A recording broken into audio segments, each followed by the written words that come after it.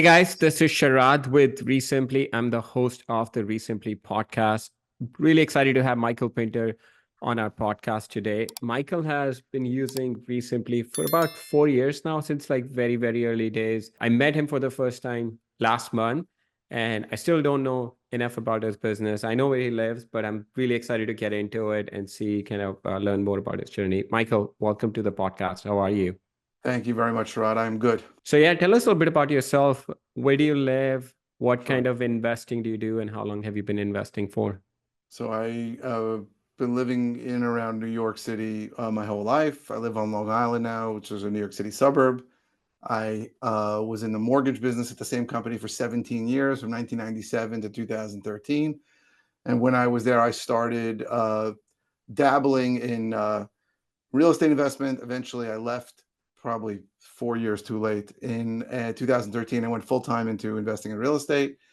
Really, most of the time I've been doing that. It's been in New York, so it's Long Island and New York City. And about a year ago, I started expanding to El Paso, Texas, also. And so I've been marketing there and doing deals there. So that's my story. I had a partner for a while. We broke up about 5 years ago, and I am the only owner, and I have a team that's almost all remote. Cool. And what kind of investing are you doing in New York and Texas? So I would say probably 50% of the properties that I go into contract on, I wholesale, and the other 50 I either rehab or wholesale. The wholesale or novate, so which means I don't end up closing on them. And then half I'll wholesale and novate, and half I'll end up closing on. Got it. And then while you were working at the mortgage company, like what was it about working there that led you down the path of real estate? So I mean, I was there for the really good years. 2004, 5, 6, 7. Those were amazing years. And then everything hit the fan when the crash happened in 2008 and 2009. And then there was a tremendous amount of overregulation. They blamed a lot of the crash on mortgage professionals, even though I don't think it was mortgage professionals who were responsible for most of it. And I realized I got to get out of there, and I should have left much earlier, but I stayed as long as I did. But thankfully, it led me down a path where I could start investing in real estate full time, which I enjoy a lot of it because of the lack of regulation. There's not that much regulation in what we do. Right. So how did you get into real estate? Like you decided to get into real estate. Most people that think about real estate think of like, hey, I want to buy rental properties. I want to have passive income. How did you go about getting started in wholesaling? So the truth is when I first bought my first properties in 2004, they were rental properties, right? That was the idea. But I've been managing rental properties really for 20 years. I didn't even know what wholesaling was when I started doing this full time. I thought wholesalers were like knuckle dragging Neanderthals who try to make $2,000 and don't really bring any Yeah. value. I didn't understand the concept of direct to seller marketing. None of that made any sense to me. What I did, because of what I knew, was that I bought properties at the foreclosure auctions, and I bought it from bank-owned real estate agents, and that was the only way that my mind understood that you could make money. You buy a house that was foreclosed and you fix it up, renovate it and sell it. I was 4 years into that, and really I was in a place where it's very hard to grow the business, because when you only buy at auctions or primarily buy at auction, you can't control how much you buy. You never know if you're going to Right. get outbid, right? You can get outbid on Right. everything. And there were Yeah. many times, and I was spending probably 40% of my week on the auction, right? The whole Monday I was preparing for the auction, and every Tuesday, like the whole day was the auction. I realized that wasn't great if I wanted to grow the business. And I spoke to Brad Chandler, and Brad Chandler basically told me, you got to start marketing direct to sellers, and you should really try to wholesale, because you can scale a wholesale business. It's very hard to scale a business where you're rehabbing and flipping. And I really got to a point around that time where I got up to like doing 17 rehabs at one time, and I wanted to kill myself because it was a Yeah. disaster, right? There's a lot of businesses that they grow. You think that growth is the answer, and you grow, and then you realize you can't handle it. So I had a situation where materials were going to the wrong places, and contractors were lying to me, and I started losing money on deals. And I saw that it's very hard to scale a rehab slash flipping business. There are people who have done it, but it's very, very hard because every single one is different. It's not uniform. But you can grow and scale a wholesaling business because it's much simpler. So that's when I started doing that. So 2017 is when I started marketing direct to sellers, to where I could buy properties at enough of a discount that I could wholesale, or if I wanted, I could, do anything else with it. I've been a much happier person since then. No, I agree. Yeah, we do primarily fix and flip, though we did close on a property today, which we're gonna clean up and put it back on the MLS, wholesale, wholesale, whatever Right. people want to call it. Yeah, I do agree. It's a very cash constrained business. Your cash gets tied up and it's not fun. Then you gotta like, oh, I don't have more money to buy property. So I totally understand. So before you got started into wholesaling, I'm curious, like, did you take any courses or I mean, 4 years is a long time because 2013, I remember I started investing 2010, 2013, 14, you could still buy properties on MLS, auction and They're stuff. not But after that, in New it York. really In New started. York, there was never a time in New York where there were deals on the MLS ever. The asset managers were not ever putting them on the MLS. They were selling them in bulk to groups, Got it. but Okay. so there was They never, would never come on the MLS. they would never ever make it to the MLS. So for So 4 years, you were primarily auction, like, I went to the auction every single week for 4 years, and I bought on online auctions like Hubzu and Zome and yeah, auction.com, and I bought from bank owned realtors where the property had realtors. already gone to auction and then had been bought by a bank, and the banks weren't even thinking about rehabbing them then. So Right. those were what I was buying for 4 years, but I couldn't really control how much I was buying, Yeah. and I wanted to Yeah, buy it's not more. very scalable. Like I remember I used to buy at auction also. It's fun buying at auction when you get a deal. But yeah, it's not something. I mean, sometimes the auctions end up getting canceled and then For sure. people get carried away, they end up overpaying. So yeah, totally understand. So you started like 2017 is when you started doing direct to seller, and then you also changed your business model from flipping, rehabbing heavy to wholesaling. Did you take a course with a coach or a mentor? Like how did you go from flipping to like wholesaling, make that At that point, transition? I understood what was going on with wholesaling. Right. Now, what I didn't know was how different New York real estate was with the rest of the country. So as soon as I started, I joined Investor Fuel, which I think Right. started in Which is a great 2000. mastermind. Yep. Right. From there, I learned a lot because I got up there in the beginning and I started talking about the problems I had in New York, and nobody knew what the hell I was talking about. I was the only member from New York, and I'm talking about attorneys and I'm talking about big deposits, and they didn't know. And that's when I realized that this was specific to New York, and which helped me at least understand what was going on. But no, I didn't really take a course. I just to me, I had 4 years of full-time real Right. estate experience. I knew how the process worked. I just didn't know how it worked direct to seller, and that I figured out pretty quickly. Right. So what direct to seller do you like direct mail, calling, So I do direct texting? mail. Today I'm doing a lot of pay per lead. There was no pay per lead then. Yeah, no I paper did lead. pay per Okay. click then. I did a lot of texting then. I'm not texting now. I also do cold calling now. So I have cold calling services, and some cold callers work for me. So Right. I'm still doing that. Those are my main methods, and a little RVM also. Right. What were some of the challenges that you ran into, like wholesaling, and especially like it could be New York specific or just like generally, it's a different business model from flipping to wholesaling. Like people think it's real estate investing, but it's like totally different business model. What were some of the challenges you started running into? So I'll tell you the basic challenges that still exist in New York. And when I tell people the difference in New York, most people don't believe me, but everything I'm about to tell you is true. So in New York, number one is that every transaction takes place between a seller's attorney and a buyer's attorney. I can't bring a contract to a meet with a seller and have them sign it. If a Really? seller agrees to my price, but just as a tip of the iceberg, seller agrees to my price, he has to engage an attorney, and that attorney prepares the contract and sends it to my attorney. That's number one. Wow. This is just the beginning. Number two is the standard EMD, the standard earnest money deposit in New York is 10%. 10%. If I'm buying Is that something for negotiable? yes, but if I'm buying something for $300,000, that seller's attorney is almost certainly going to ask me for $30,000. Can I Oh yeah, negotiate? yeah. Yes. But the contract is not even enforceable until my funds clear the seller's attorney's account. So it's not like in other states where I can give a check and nobody deposits, or I can give a check for $50, or I can give nothing.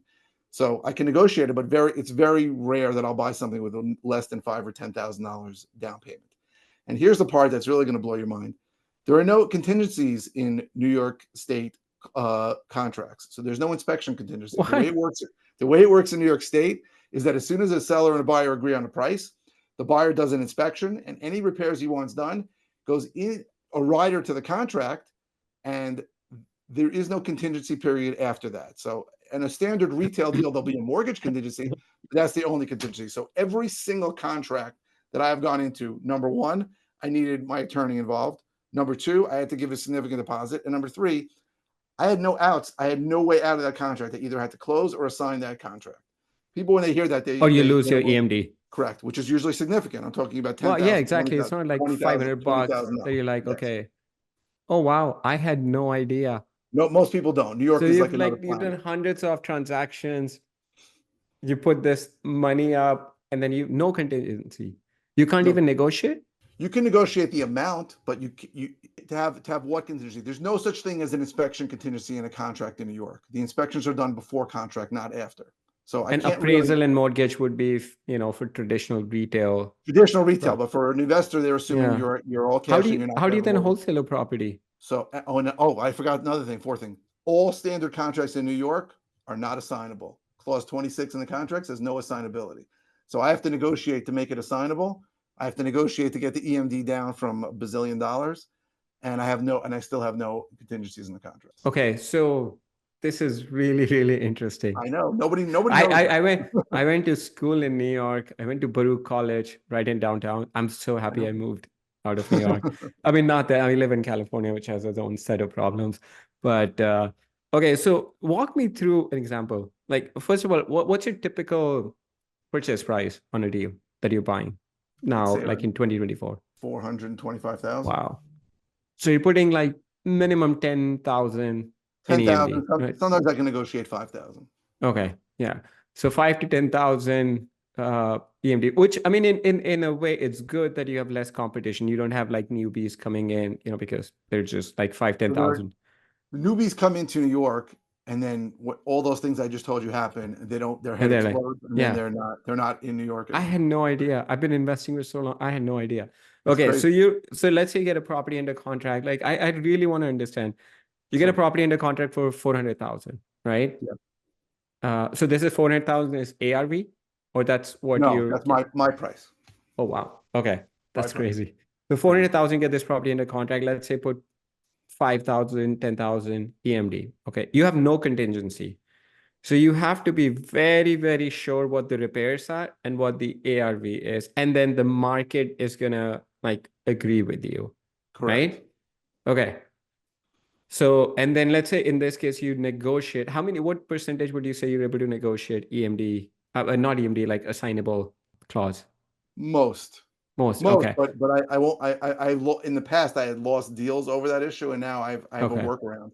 So in the event that the contract's not assignable, they'll usually allow me to create an LLC and create it. They'll say you can't assign it to somebody else, but you can buy it in a specific LLC for the transaction, and then sell the LLC. Okay. And then I'll sell the LLC. Okay. That's usually way around. Great. But again, half the times I'm closing on it anyway. I don't need to fight for that. But you're missing a step, because a seller agrees on a price, then they have to have an attorney. So many of them do have an attorney. If not, I'll recommend an attorney, and then that attorney is going to negotiate with my attorney. And the legal fees here are like $2,000-$3,000. So they want to earn their legal fees. So they argue over stupid bullshit. And that process, just to get it from when a seller agrees to when it goes under contract, that could be 6 weeks. Sometimes it could be 2 months. Sometimes, yeah, right. That's why. Wow. That's one of the things that I wanted in REsimpli. I wanted there to be a status of seller agrees to price, but I know that in 49 states, as soon as the seller agrees to price, it's automatically under contract. Well, no, we have those updates coming, by the way, in Q3. Yeah. That is crazy. So it is crazy. It's a different world. I know it's different because I operate in other states now. I mean, I don't think I've other than my personal residence, which took from the time I made an offer to the time we closed, took about like 6 weeks. I mean, we had some issue with the lender, but it was a pretty smooth process. Like there were no attorneys involved, nothing like that. All right. So because of these, that blows my mind. Right. So because of what I just told you, you've got to understand the way people think about real estate in New York is different than in other 49 states, because they don't look at their real estate as this incredibly liquid asset, right? In California, if you really want to sell something, you can sell it in a week. You can get title in 2 days. But in New York, because they went through the process of buying the property and saw how long it takes, they look at the real estate as something that's going to take time. So it's just a way people think here. So Yeah. the marketing in other states is like, hey, if you're in a financial pinch, I'll get you out in 2 days. In New York, if you say that to people, they know you're full of crap. So you have Also, to you almost, you can't like like on our website, on Recently website that I think we say, hey, close in 7 days, cash. yeah. Like you Just you looking at can't. that, I have to change it because it's never going to Well, happen here. It takes about yes. 2 weeks. It takes about 2 weeks to get, best case takes 2 weeks to get title in New York. So Everything is you slower. have, so you agree with this? This just, it seems so unbelievable. Buyer and seller agree on the price, just and the attorney, just because they want to earn their 2, 3, 4 thousand, they're just like prolonging the I'll go entire. back right now. Is it possible that they can agree in a couple of Yeah. days? Yeah, but a couple of days is the quickest it's going to be. It's not going to be. It's not Wow. going to be instant like it is in the rest of the country. So you go to a seller, they cannot even sign it. I mean, they can sign an agreement, but it's like null and void.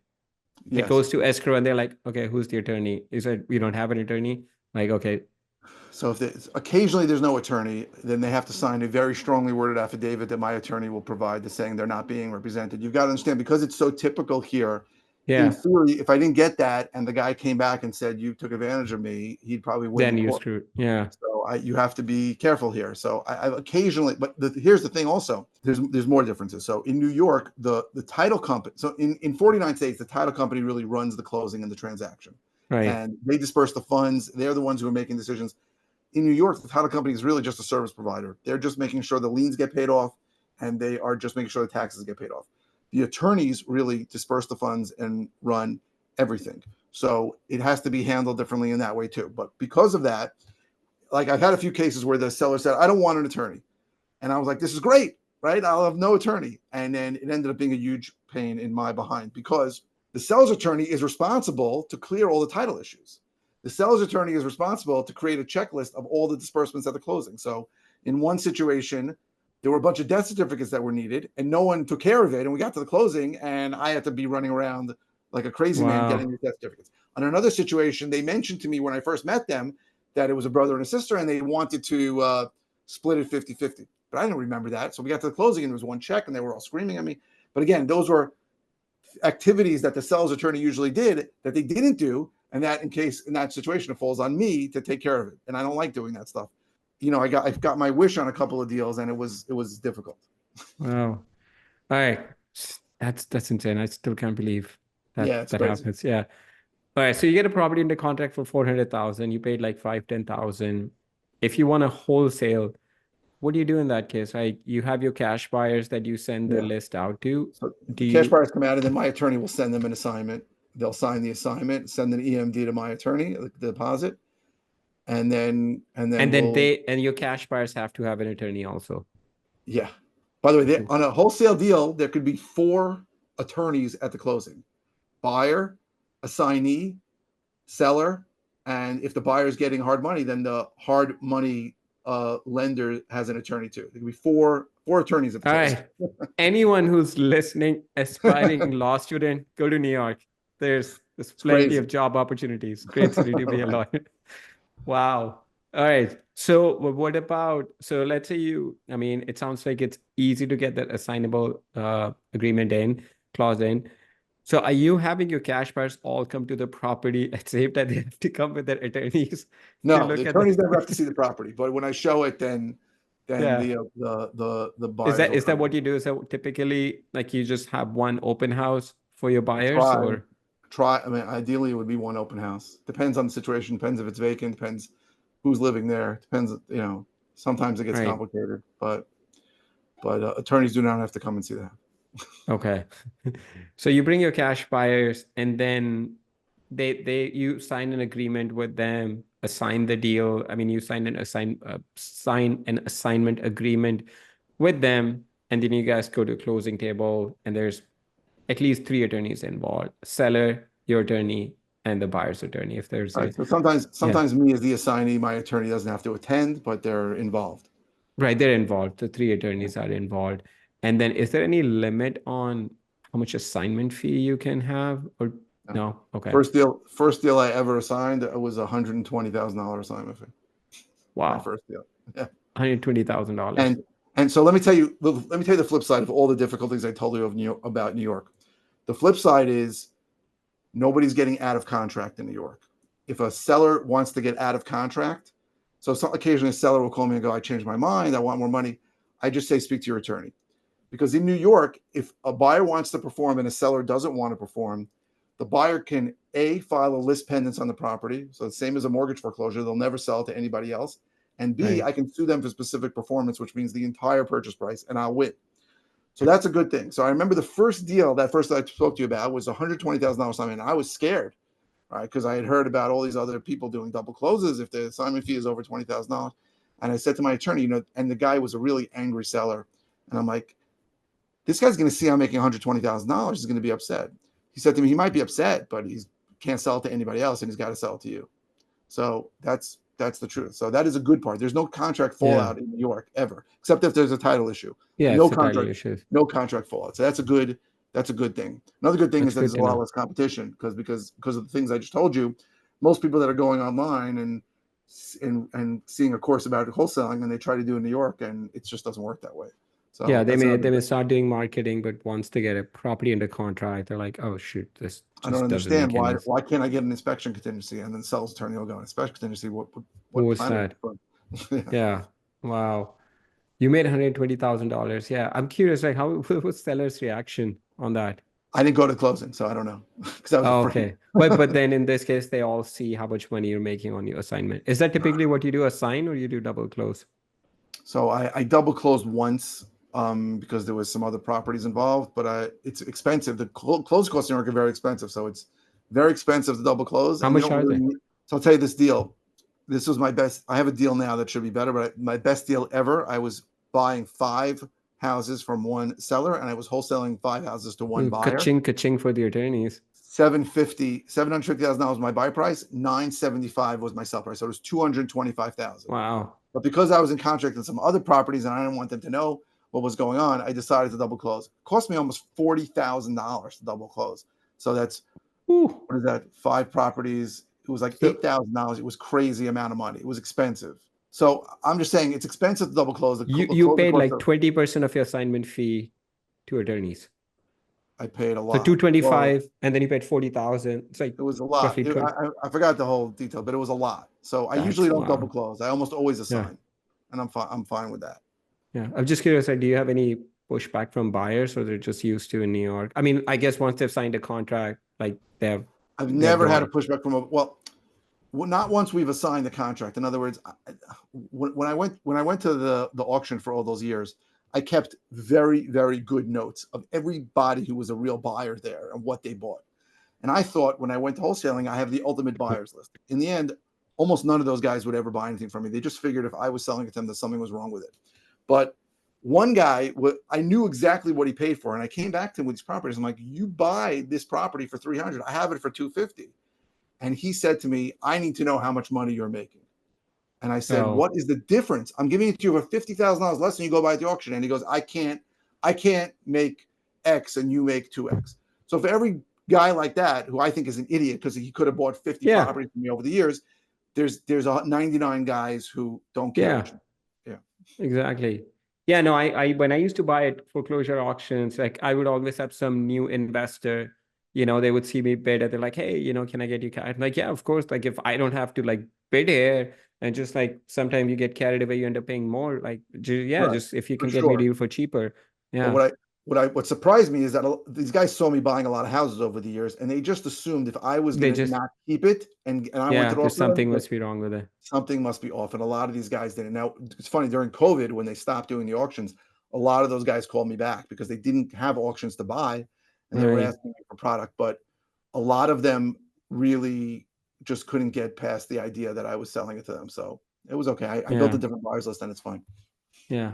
Well, that's interesting. Like the guy would rather make less money, not get a good deal, I'm just like, you so bought that the if a same house for 300. I have it for $50,000 less. And he goes, I need to know how much money you're making. I go, we're not yeah. going to be able to do business. That's crazy. Yeah. But the good thing in your case, once someone has signed an agreement, then there's nothing they can do. Like if they find out you're buying a house for $1, you're selling them for $400,000, making 399,900. Like, okay, there's nothing They're you can do. they're Yeah. obligated. They have to perform. I like that. I like that part. I like that part. Yeah. I like, I wish more states would. would do that. I mean, I buy in Well, it's Indiana, and it's just so easy to like just walk back out away. of a contract. Yeah. You got to understand, this is a whole crazy loop because of the attorneys. Think about this. The attorneys don't want to spend their time to prepare a contract unless it's really solid, right? Now, how much time does it take to prepare a contract? Probably takes a Right. good guy 15 minutes. But they look at it as, I'm not going to spend my time if somebody can just walk away with an inspection Yeah. contingency. And they're only getting But paid at closing. they only get paid at closing. Okay. But at the Makes sense. same Yeah. point, they say, on the other end, you as a buyer are not walking away. You as a seller are not walking away from my buyer, and you as a buyer are not walking away from my seller. You have an ironclad contract, so I'm getting paid because this deal is going to close. It's all about attorneys and how they Wow. got involved in it. That is crazy. Yeah. What are some of the, I mean, besides these major issues, what are some of the, I don't even know if there's any other challenge big enough in your business, just being in New York. By the way, what's your experience been like? What made you look at Texas market? Sure. So I really would like to at some point, and I've struggled. I haven't done it yet. I've done deals there, but I want to be. I want to become an owner financer, right? So I want to be the Okay. bank and do owner financing properties. And you can't do that in New York. Can't be the bank in New York because it could take 15 years to foreclose in New York, literally. Wow. But so, and when I spoke to people who have been successful owner financiers, they told me that the prototypical best owner finance buyer is usually a Mexican national or very often a Yeah. Spanish speaker. So El Paso, where I operate, is, I don't know if you know. I mean, when I went to El Paso, I was shocked. But El Paso, Texas, and Juarez, Mexico, is one city with a border going down the middle of it. Yeah. So I figured I couldn't find more potential owner finance buyers there. So again, I haven't That's what completed one, but that That's was what my I've heard thinking. from like successful guys. We had Juan Bethel on a podcast and he did a mastermind call. That's what he mentioned. He's in East Coast. I forgot the market that he's in, South Carolina, I believe. And he said they're doing very high volume of owner financing. It says typical buyer is a Hispanic buyer because they have money, and then for some reason it's also, he said, the cultural thing that Hispanic buyers don't trust the bank.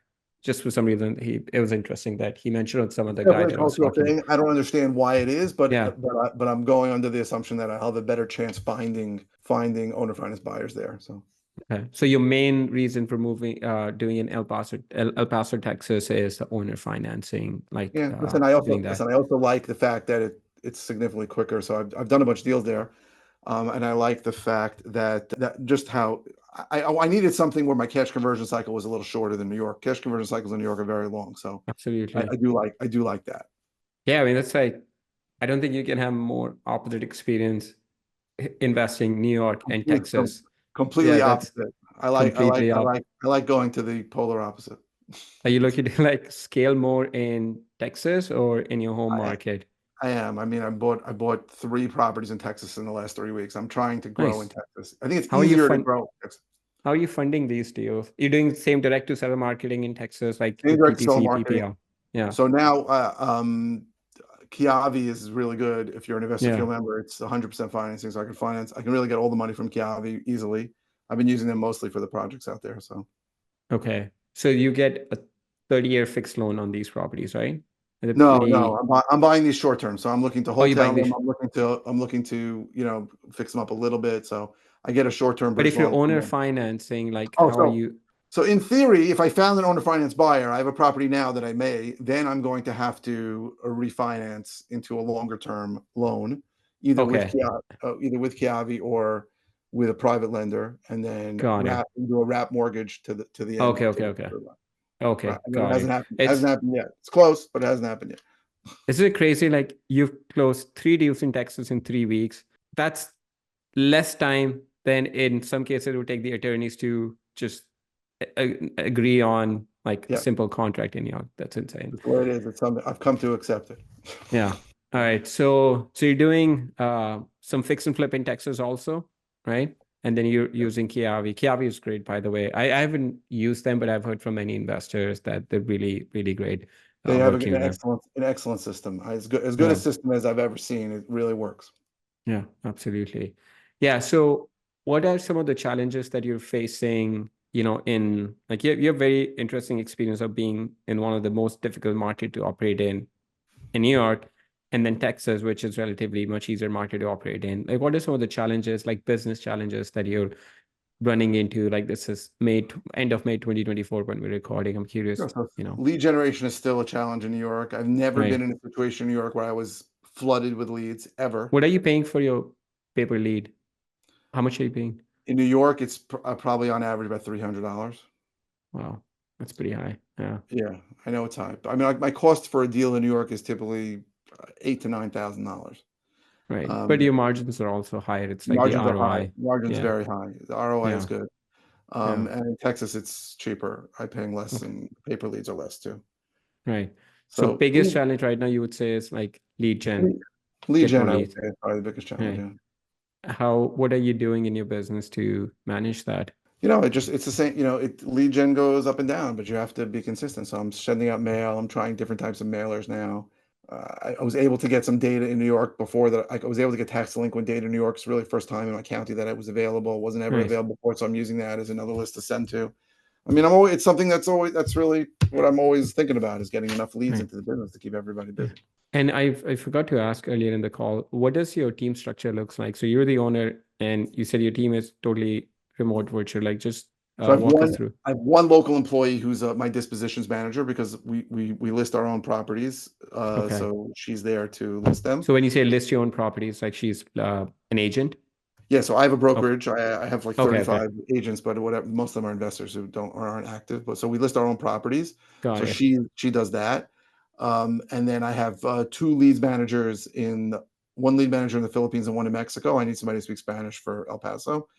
Oh, makes And sense. then Yeah. I have two admins who also do some cold calling.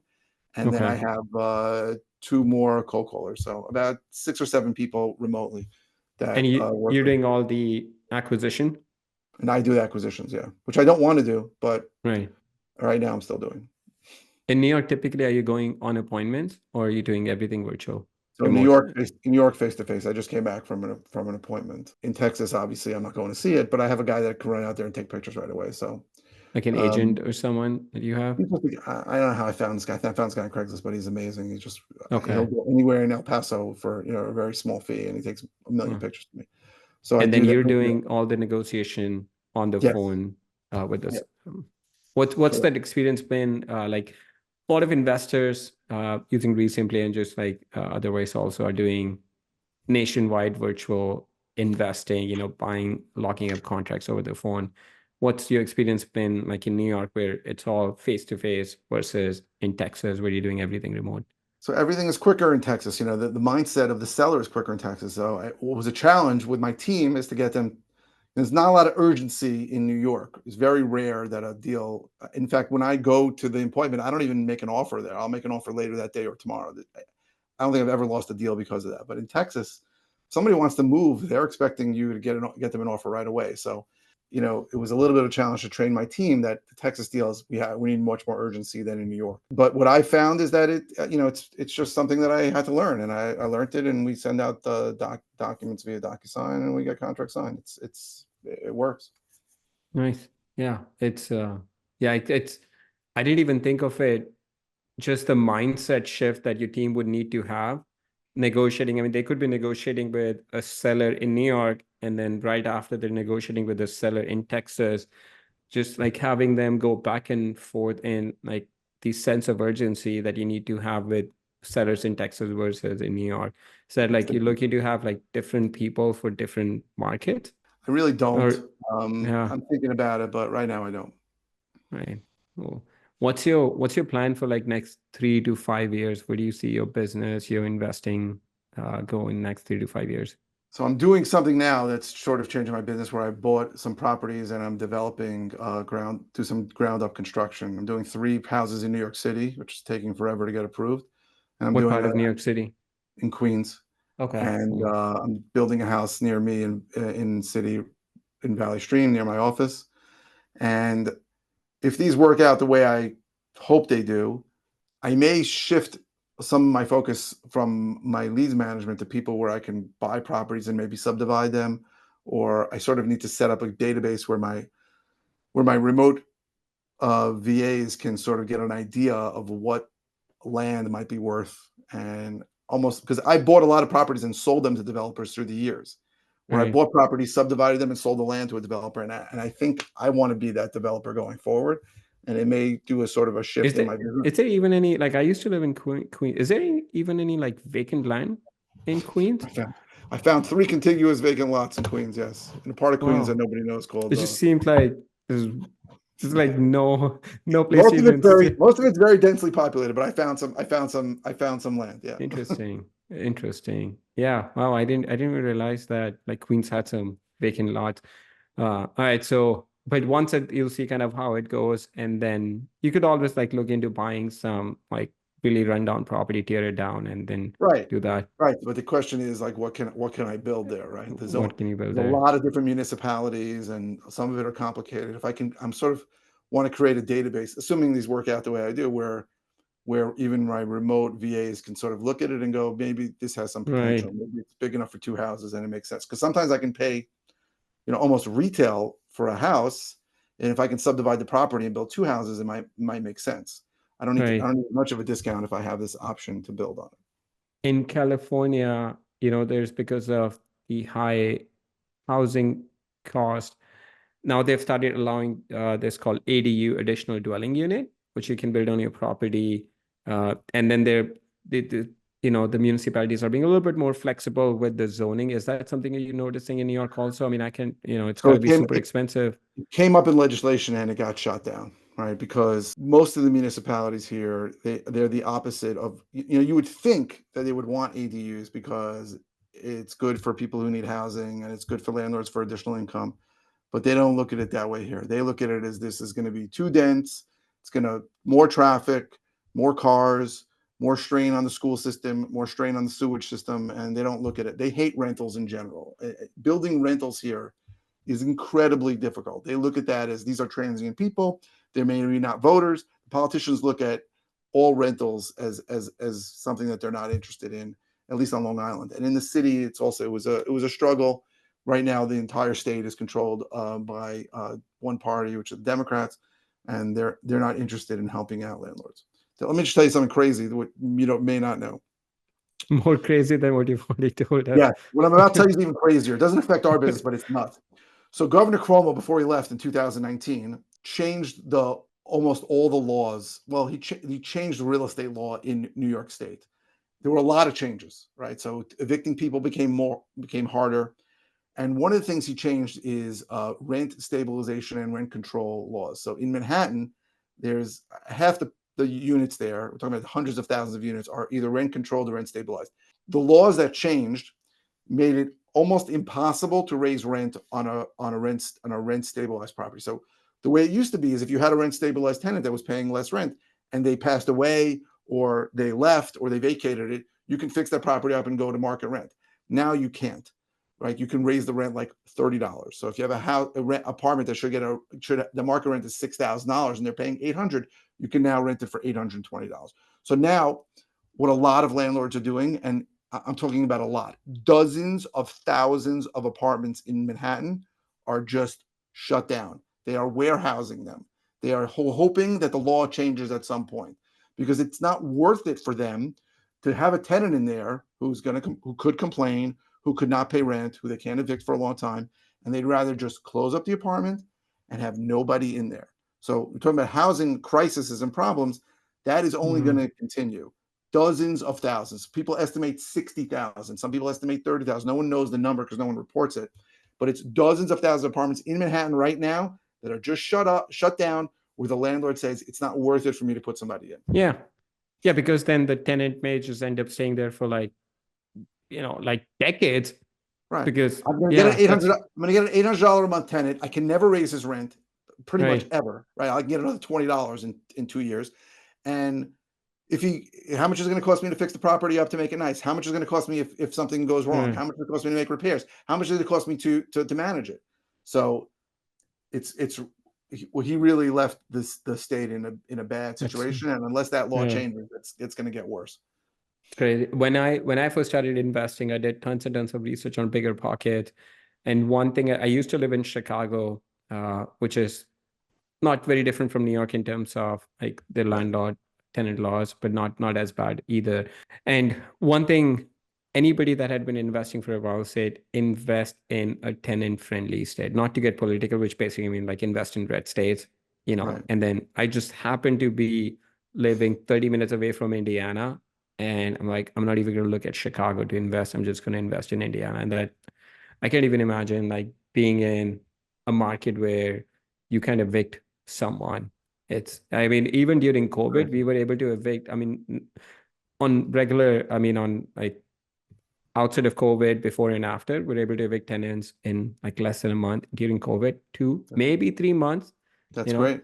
Yeah, That's that's great. insane. Wow. But yeah, Michael, this, it's an interesting dynamic going on right now. yeah, wow. Yeah. Michael, this has been incredible. This is one of the most interesting podcasts. I had no idea. It's almost like I feel like I'm talking to someone from a totally different country. It's just Exactly. that's what it It's like a different country or a different planet. Yeah, I lived in Canada for 3 years, and I don't think it was even that bad in Canada. Yeah, it's pretty bad, like how what you're saying. I mean, Canada had its own such a problem with housing and stuff, but wow, this it just really feels like you guys are in a totally different country, totally different market of your own than rest of. Yeah, Yeah, wow. All right, Michael, this has been incredible. Couple of last questions for you. sure.